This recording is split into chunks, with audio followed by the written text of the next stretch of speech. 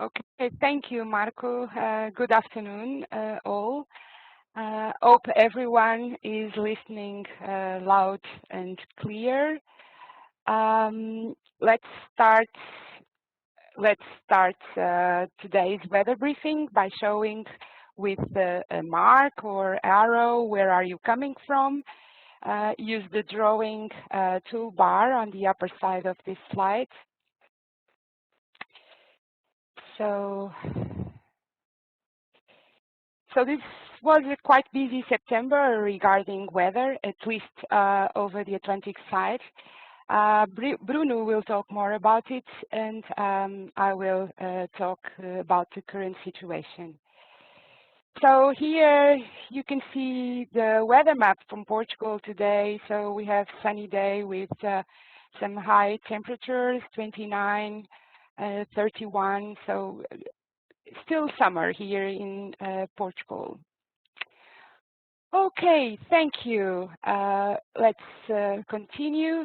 So we have here a brief picture of today's critical areas, and well, fortunately, only yellow warnings.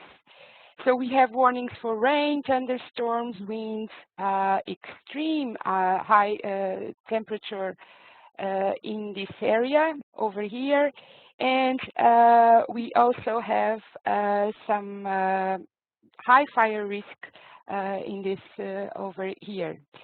So yellow warnings, but still we have some areas to look up. So let's see what is causing this. So this is the air mass RGB with the 300 hectopascal height. It shows several features or some conceptual models. Can you please put a mark on the upper part of the slides in front of the features that you find in this image? So, for example, if you think or if you see some cloud streets, put a mark like this one here in front of cloud streets. Oops, it cannot be like this. So, cloud streets. I see cloud streets in the map. So don't put over the map because so everyone can see the whole image. So anyone can see frontal cloudiness. Okay, or you can use maybe you can use another. Yes. Okay.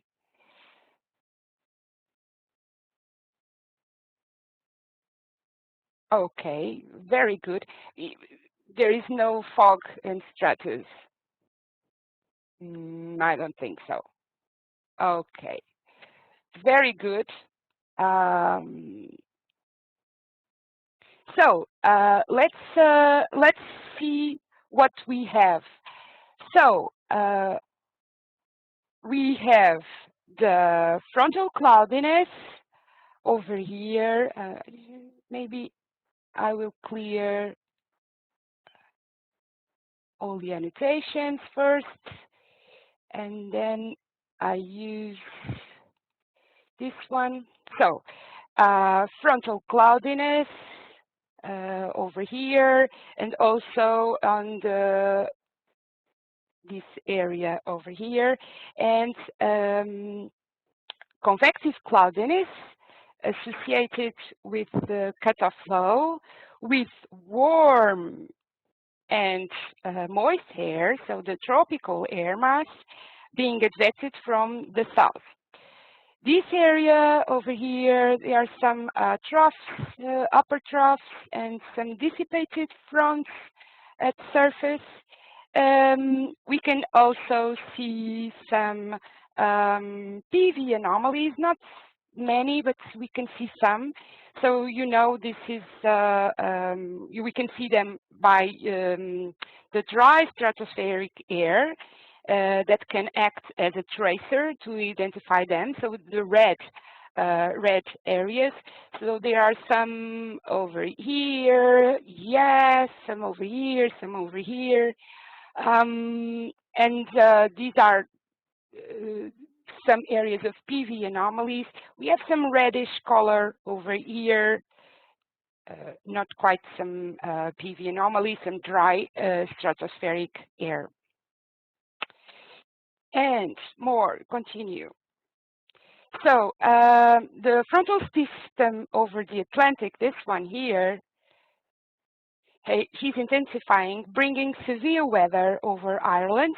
You remember the yellow warnings, and later this week we will have some high seas over Iberia.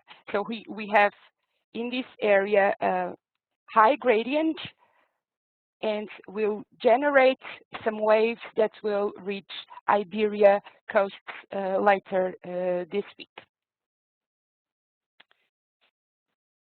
So continue, and let's continue with the same exercise.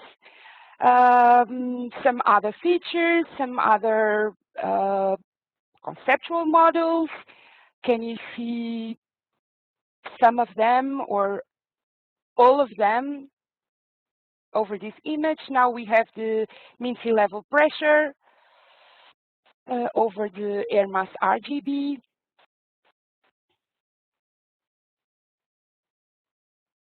Anyone can guess? Tropical cyclone? No, fortunately, but we had a lot this month. Okay, that's good. That's very good. Yes, indeed, you are almost are correct. Okay, so we have the jet stream cloudiness associated with the frontal system, also the jet stream over here. Of course, we have also jet stream over here, but not as typical cloudiness associated to jet stream. And we have also the polar air mass. Okay, so we have polar air mass, and also here, and some here. And this is also the polar air mass, the blue areas. It's colder atmosphere with the low tropopause. And of course, we also have some glimpse, not very well. In the southwest of Iceland, we have some open cells, enhanced cumulus, closed cells, maybe. It's not very clear, but maybe in this area, southwest of Iceland, we have some kind of enhanced cumulus. So, like you said, you see very well, this RGB, with this RGB, it's more difficult to depict surface features. So it's very useful to monitor dynamics and types of air mass, for example. So this is an overview of TPW from microwave sensors from polar orbit satellites. And we have some areas of interest. This area here, it's we cannot see very well the borders, but this is the Southeast Europe, UK, and Iberia is here. So we have these areas of interest, this one and this one also. This one here with high values of TPW. Keep in mind that we have the warning, so we have these areas of interest to check. So this is a similar product from Nowcasting SAF. It's a clear sky product, shows more or less the same thing with high values of TPW over here, and some of them we can guess in this area, not very high, but somehow associated with the frontal systems. So let's go near the surface now with both night microphysics and natural color RGB. As you know, at CIS-UTC, parts of Europe, we cannot use the night microphysics because of 3.9 channel. And on the left side here, we have near Azores and over the Atlantic, some low level, I will erase this, but a low level frontal cloudiness that we couldn't see in with air mass RGB. So I will move this, I clear the annotation. As you can see, over here, the low-level cloudiness. And also some fog over UK that we couldn't see also. Just here, some fog, for example, just to see some surface features that we couldn't see with the air mass RGB. On the right side, we have a low viewing angle, but we can see some low-level clouds on the upper north and northern Europe. And maybe, if you can see over here, maybe there is a dust plume over this part. It's advancing northeast in this area. So next slides, I will show you some different products that can help monitor the cutoff flow and keep in mind all the warnings. So on the left side, we have the 10-point enhanced, showing that some cloud tops reach -63. So it's the orange pixel over here. And on the right side, you have the radar image with every precipitation over the same area. Cannot see very well, but we have some heavy precipitations in this area and also over here. And convective rainfall intensity from nowcasting south, and also have the same information. Sorry, changing the color. Not very well. Not. So here we have the main areas of the from the convective rainfall intensity are not very high values, but around 10 to 15, 10 to 20 millimeters per hour. And last product, we have the lightning, and also, so we have the lightning over here and some stability products from nowcasting south. So we have negative values in this area from lifted index, and also we can see some values of K index over here. So unstable air mass. So let's go back to the area over the Azores. So Azores is more or less here in this place. Just to end my presentation, I will show you some two new RGBs that you probably have heard about already. They will be available with the new MTG satellites.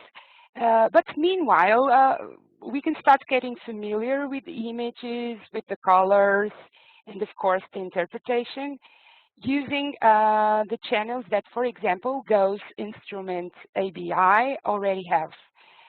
So these both new RGBs I'm going to show can only be used in daytime. The first one is this cloud phase RGB, and you can see the recipe in the upper right corner. Here. So you will see more details later. The new channel that will be available in the FCI sensor is 2.2 in the green beam in this RGB. So this 2.2 is very good at discriminating cloud particle size, and the near-infrared 1.6 is very good at discriminating cloud phase. That's why they are used together. Okay, let's focus on this area, on the rectangle, white rectangle. So some examples, and all of them show the major contribution in the red beam. You can see this red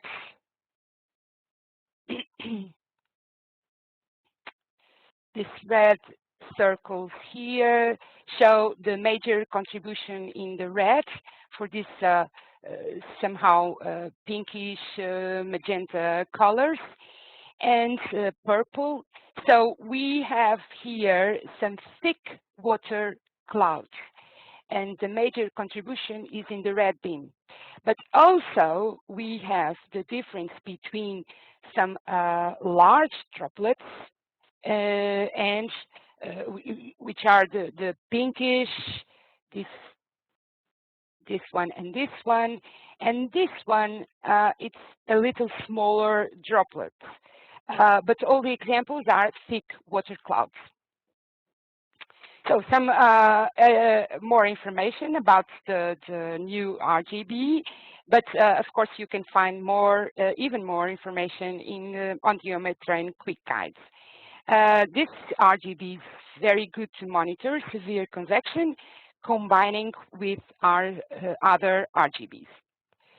So the last one, the next RGB is the cloud type RGB, which will have on the red beam the new channel 1.38. This is a channel that detects reflected solar radiation, and in this wavelength is strongly absorbed by water vapor. This means that in a humid atmosphere, only high clouds are seen.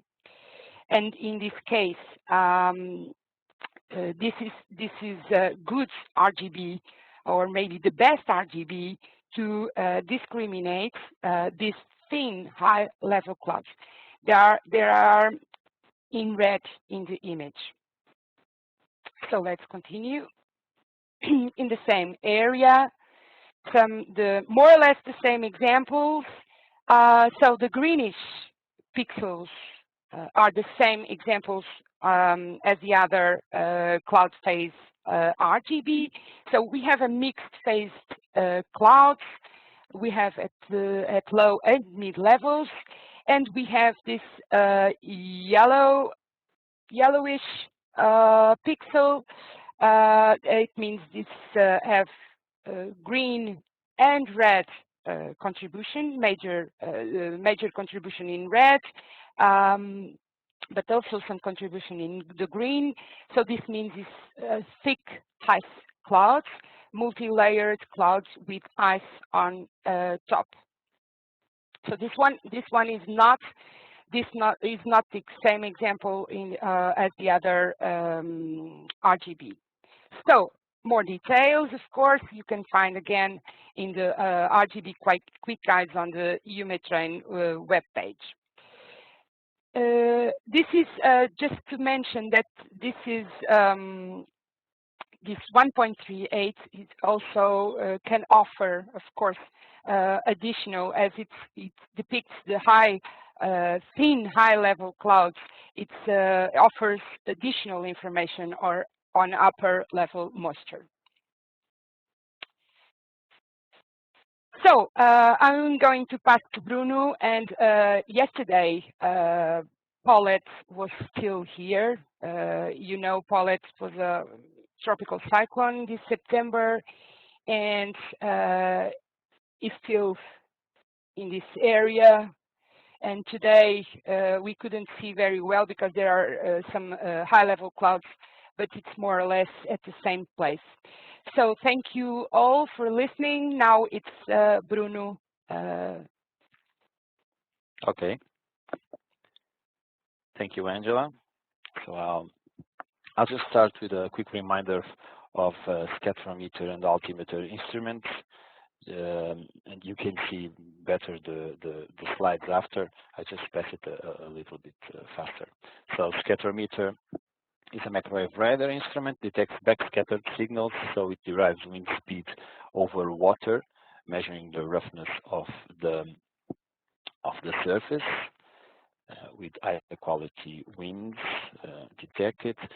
We have here four satellites carrying some spectrometers, so we have a large spectrum of spectrometers to analyze and see the observations over the globe, and the altimeter, which measure and particularly significant wave height, which we will show some of that after, and detects the microwave pulse. It calculates the period of time it takes to return to the satellite, and so detects the sea surface height and significant wave height with very good accuracy. We'll also look at JSON-3 and Sentinel-3 data. You can obtain this data through the OSISAF multi-platform for spectrometer data for the last 1 or 2 days. And you can acquire some images like these. Be aware that the exact acquisition time of the swath data of the spectrometer is plotted next to the satellite swath, and you can see it with barbs or with arrows.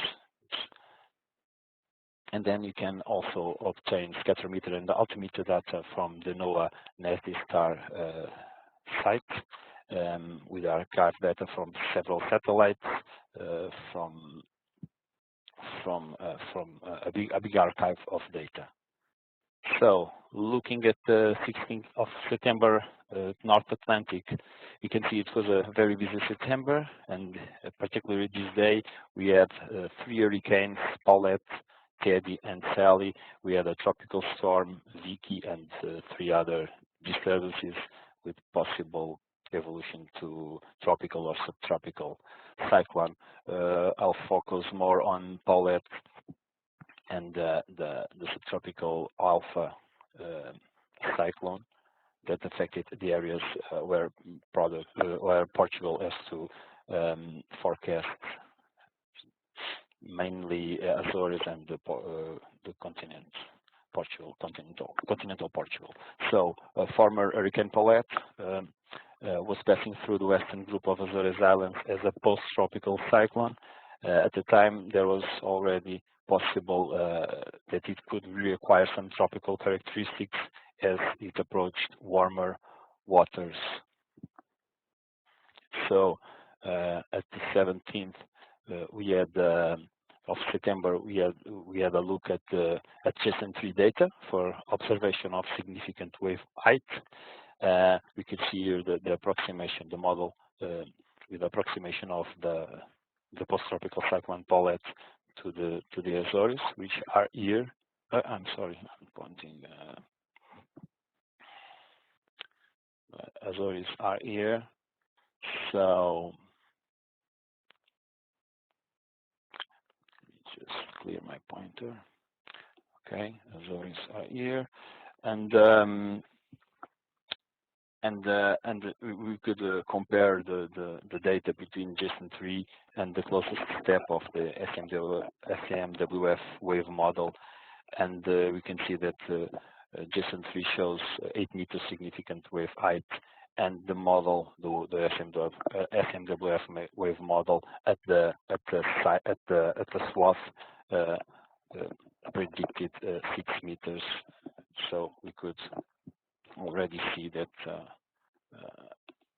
that we have some high waves on our zones, particularly on our materia predictions, influencing materia predictions for the Azores areas. So here, this is the 18th of September, and so we can see the center of the post-tropical cyclone evolving from north to south, approaching the Azores Islands.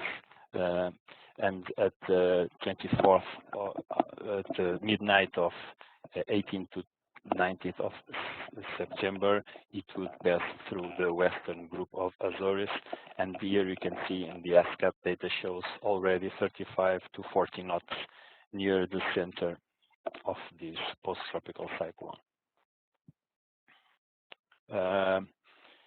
After passing through the Azores on the 18th of the night of the 18th for the 19th, post-tropical cyclone Paulette had some showers and some thunderstorms, but we can see here in the infrared 10.8 superimposed with the NS infrared 10.8. They had some showers and some thunderstorms, and the increase and became better organized through the next days, and preparing to become tropical storm Paulette in the next days, and it was classified like that on the 22nd of September, and here you can see much more organized convection and with colder tops.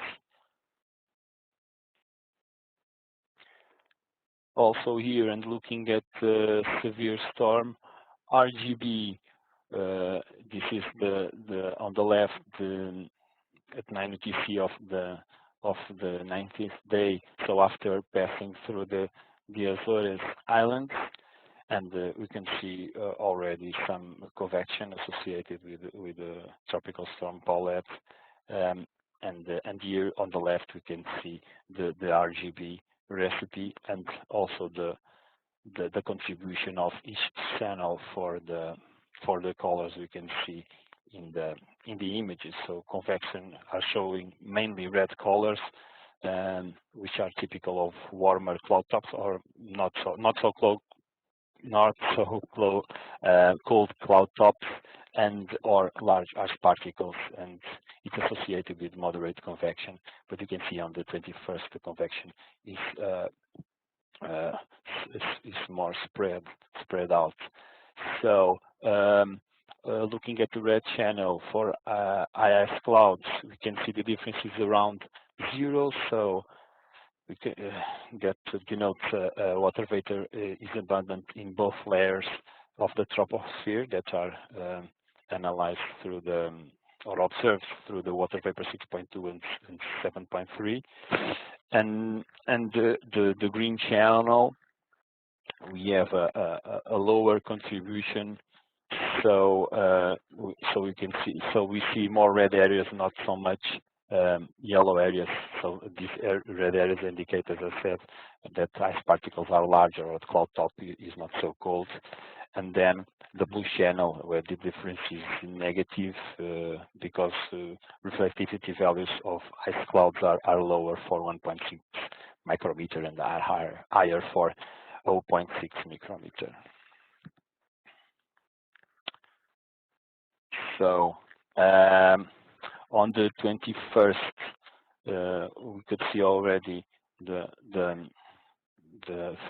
future tropical storm Paulette, which was named on the 22nd, south of Azores eastern group, and this ASCAT passes, namely the left one, identified 45 knot wind peak and asymmetrical wind pattern, and that together with the increase we have seen of convective organization and the warm core observed via satellite, allowed the NHC to classify Paulette as a tropical storm.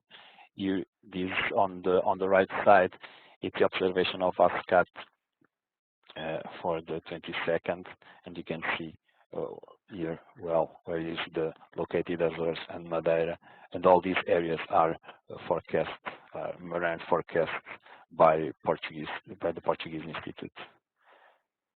So Paulette is classified as tropical storm on the 22nd, while located between Azores and Madeira Islands. And then on the 22nd, we also looked at the altimeter data, and we saw already a decrease in wave height as tropical storm Paulette approaches Madeira.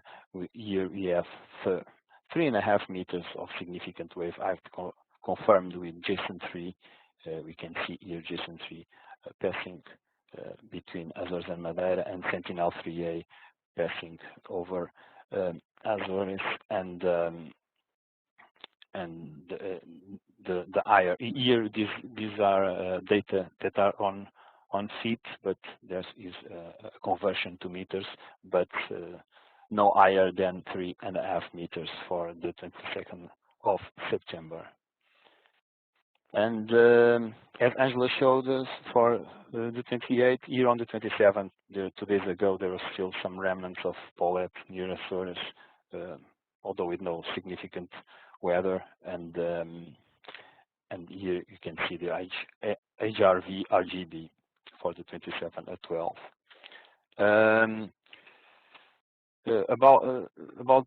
Let's talk about a bit about subtropical storm Alpha. So at the 18th of September, Atlantic hurricane season ran out of storm names. So for the second time in its history, so they adopted the Greek alphabet, and Alpha was named as it approached western coast of Portugal, and making it the easternmost tropical or subtropical cyclone registered in the Atlantic. So a record for this one. As it approached Portugal, we could see moderate to deep convection near the center, and the scatterometer data was showing closed circulation low with 40 knots. Here you can see at the right, at the left is an ASCAT pass, at the right is a SCAT-SAT, and here you can see that that wind observation near the center of the low is affected by rain bands. We have these colored black, so it means it was affected by rain bands, so the quality is not so good, but we can clearly see the center of the low. And then I put here some ASCAT passages after the landfall, so no more use for ASCAT as locating for locating the center of the depression, and as the depression approached Portugal, we could see the Aroca radar, which is near Porto, and this was before the landfall, and we had registered 39 knots as sustained wind of 10 minutes at São Pedro de Moel, which is in this area, and we had at least 2 tornadoes observed during the 18th of September. Also on the 18th of September, we had a medicane named Ianos, also hit Europe, so it was another record since there was never registered the 2 subtropical cyclones affecting Europe simultaneously. So we can see here the alpha, subtropical alpha, and here the medicane, Ianos, over Greece, and comparing the severe storms RGB with the previous from alpha, from Paulette, we can see that Ianos presented a stronger green signal compared to Paulette, probably because of colder cloud tops and small ice crystals consistent with stronger convection, but not many yellow, so not that strong. So I want to thank you all and leave you here with a modest satellite composition with many cyclones for this September. Of course, they weren't all at the same time. Thank you very much. And next weather briefing will be presented at the 27th of October.